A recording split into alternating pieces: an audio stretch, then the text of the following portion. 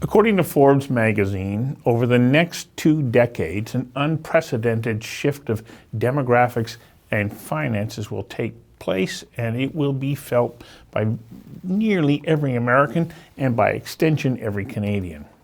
That's because baby boomers are expected to transfer in excess of $30 trillion to the next generation, an exchange of wealth that has been dubbed the Great Wealth Transfer. Much, well, not all of that wealth is in the form of family-owned businesses. Businesses that, even when endowed with huge amounts of money and support from the best lawyers available, still blow up. Look at the Rogers family as an example, a nasty family feud that arrived on the headlines on the heels of the Stronach Civil War.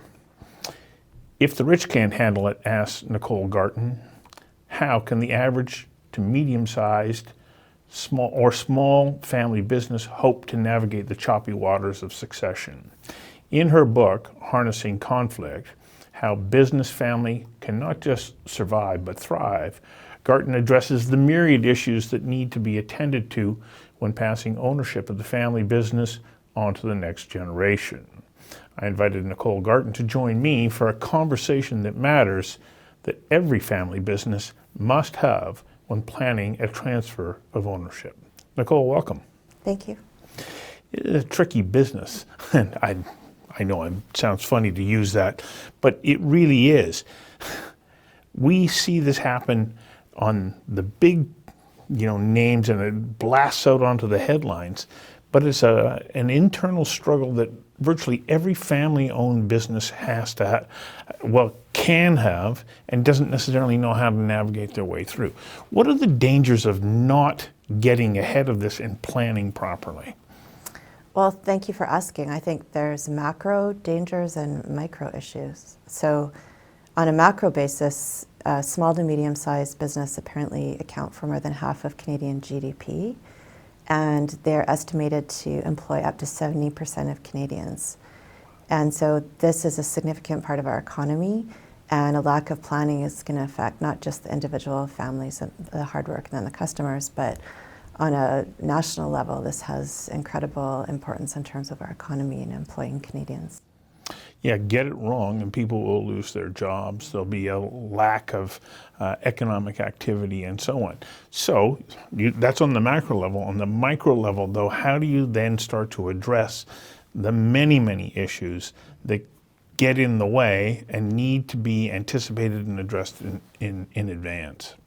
Well, I think you mentioned this generational transfer of wealth. So the estimate is that most family businesses, as the baby boomers are starting to retire, that the majority of them expect to transfer within the next 10 years. And, the natural human inclination is not necessarily to be proactive in something as difficult or maybe stressful. And so a huge percentage of these people have done no planning. So I think the first step is just to understand that the conversation needs to happen. It's supposed to be a 5 to 10 year process in terms of getting ready for this transfer. And it's not just the years of hard work and wealth that you have attempted to build for your family, but it's also your employees, it's your customers, and the legacy that you want to leave. So it's important to start early and having the conversations now to prevent disaster later for not just your family, but the community that you've contributed to. How do you start that conversation? Because it's not atypical, I would imagine, that somebody would say, okay, I want to sit down and talk about how we're going to move forward and what the succession planning for the business is going to be. Oh, don't bother, that's a long way off. We're not interested. It's your business and so on. Like, there's an awful lot of resistance to having that conversation. How do you get it started?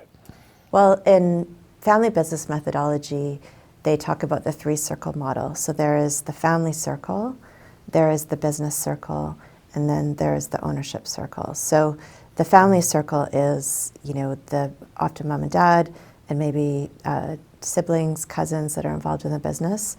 They need to do planning as a family in terms of what succession looks like for them, in terms of their own estate plan. The business circle is succession in terms of management. Who's going to be the successor of the CEO? Are there other key employees? What does that look like in terms of training and coming up with a plan such that all that knowledge and skills can transfer to the next generation of employees. And then it's the ownership circle, and that as wealth transfers from generation 1 to 2 or even 3, what does this look like in terms of who's going to be an owner? So do you want to keep the goose that lays the golden eggs together, or maybe do you want to kill the goose, i.e. do you want to sell a business and then have transgenerational wealth in terms of the funds that come from that business that you can use for other ventures? And so that's an ownership discussion. So I think the way to start is to start with which circle are you in, and then try to have a plan such that the circles that intersect are going to cooperate with each other. So does it need to start in the business? So I think about it from the perspective of a small business owner that doesn't, let's say, have a family member that's part of that team, or maybe there is one. How do you then start to say, okay, here's the structure by which we're going to move on to the next generation of leadership, which maybe not necessarily be one of the family members because they haven't got enough experience or whatnot. How do you then start to create that structure so that it is respected by the family and then also this ownership plan? Well, I think the Rogers, I know it's a large business, but the Rogers dispute has been in the news, and that was an interesting case study in that the family no longer worked in the business other than the patriarch, which was Ted Rogers. So 2 of the children, Edward Rogers and Melinda Rogers, had been employees, but in fact none of the children actually were executives in the business. So Rogers is a multi-billion-dollar publicly traded company, 25,000 customers. I think their annual revenue is about $14 billion. I mean, this is a large scale issue, but in fact, it can apply to smaller scale businesses because Ted thought, okay, none of the kids work in the business, but he seemed to have 2 important goals, which was that the family retained ownership and that one person was in control. So what he did is he set up something called the Rogers Control Trust, which was actually a will where Scotia Trust was the trustee, and he had an advisory board, which was a group of family members and trusted advisors, and they voted one person who was the Rogers Control Trust chair, and then that person voted the 97.5% of voting shares of Rogers, and so that person was able to hire and fire the board. And so he set a very clear methodology in terms of ownership and in terms of control.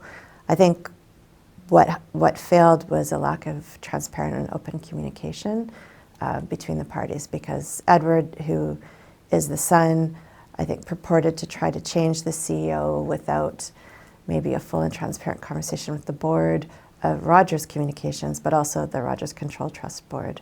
And there was an accidental phone call where the CFO accidentally phoned the CEO, who heard in this phone call of this plan to replace him and the entire executive, which precipitated a crisis. And that's how you saw some of the public disputes, and it's probably embarrassing and damaging to Rogers' shareholder value, not least of which they're in the middle of I believe, $26 billion takeover of Shaw Communications and in regulatory review, so it couldn't have come at an opportune time. So even if you set up a clear plan and it's beautifully lawyered as Ted Rogers was, that doesn't replace regular, open, and transparent communication between the parties. Yeah. So how then do you avoid something like that, especially when you're a smaller business? What kinds of discussions do you have to have so that when there is this transfer, you understand that the values that were the founding values of those people who put the business in place remain intact and are exercised going into the future? So that's a good question. So the basic methodology is twofold: a family charter or a statement of values, number one, and then number two, regular structured communication. So when you're in any kind of negotiation, you can think it can be distributive or integrative. So distributive might be you're buying a car. So say you go onto the car lot and you don't have a long-term relationship, you don't have trust, it's a finite pie, and you're going to use a negotiating methodology to maximize your gains. So the bigger a piece of pie you get, the smaller the salesperson gets. that is one kind. Another kind of negotiation is integrated, which is, for example, a family business, or maybe an employment context, or maybe it's a divorce where you have extremely strong mutual interests, which is the well-being of the parties, maintaining long-term relationships, maximizing wealth. And so when you're in long-term negotiations and communications, there will inevitably be time where there's conflict. Conflict there's nothing wrong with it. It's an inherent part of being human. And the question is, when it happens, if you have a clear idea of what your mutual integrated interests are, it's much easier to work through that conflict in a constructive way.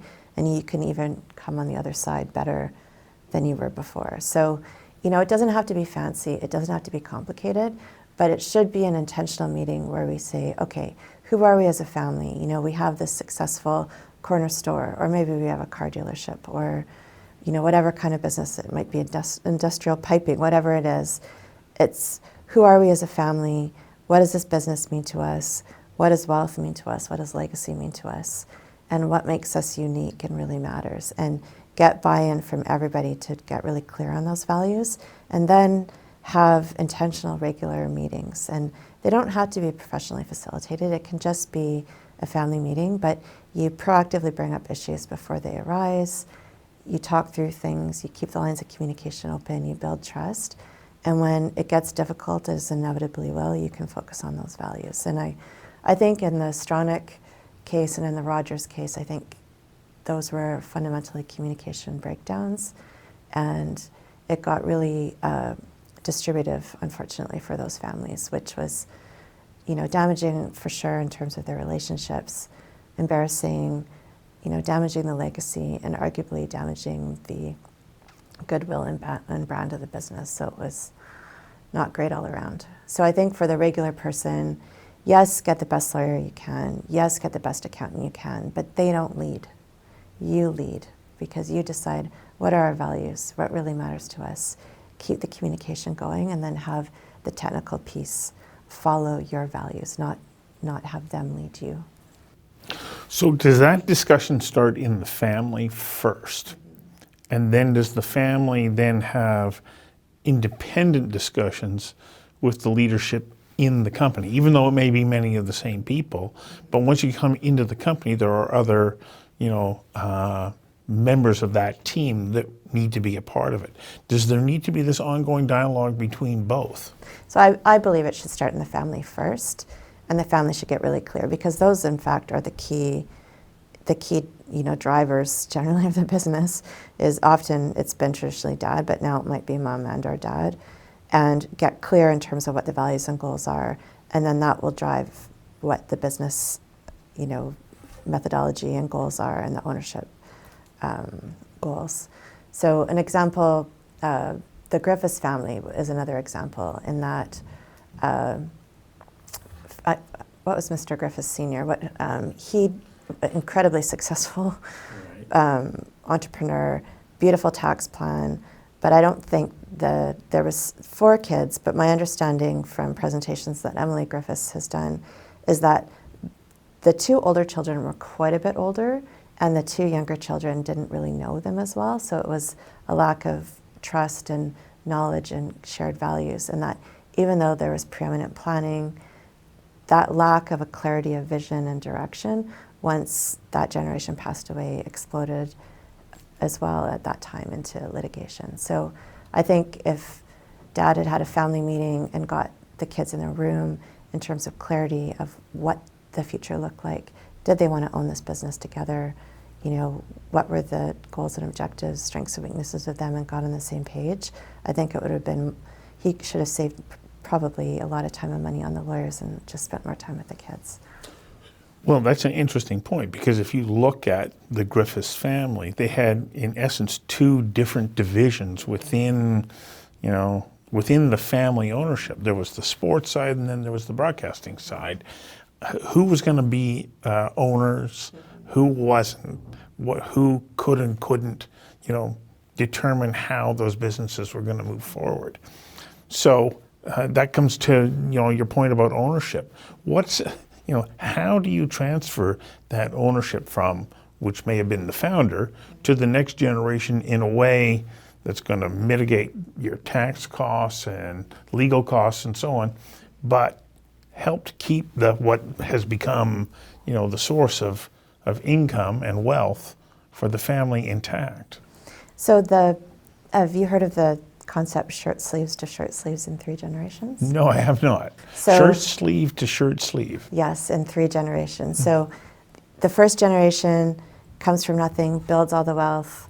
The second generation manages it, and then the third generation blows it again, and then the cycle starts again. Okay. So I think all over again. So I think that's let's say that's probably what we want to avoid. So I think the idea is, what does wealth mean? And it's not just money. Wealth can be thought of in a more global perspective, because there's financial wealth, but there's social wealth, there's intellectual wealth, there's relationship wealth, there's philanthropic wealth. Like what does success look like? And it's not necessarily the third, fourth, or even more generations even owning that particular business.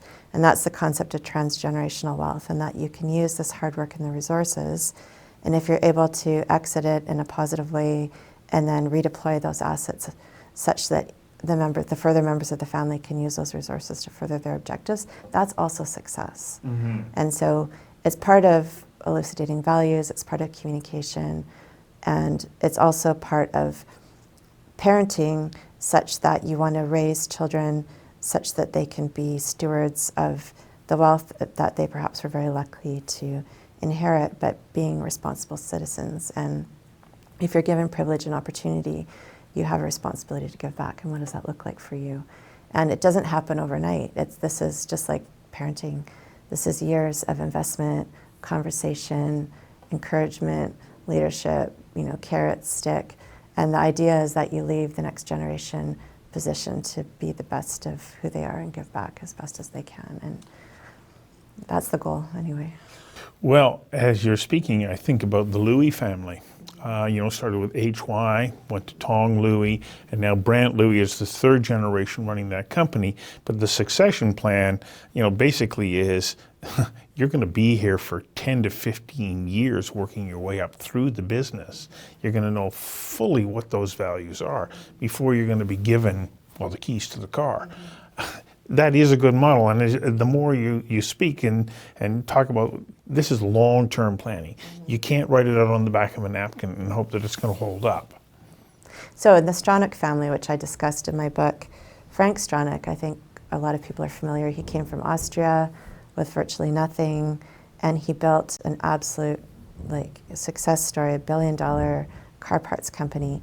But he also has that entrepreneurial sort of wild component to him, maybe I would say. And a lot of entrepreneurs have that. If you think Elon Musk or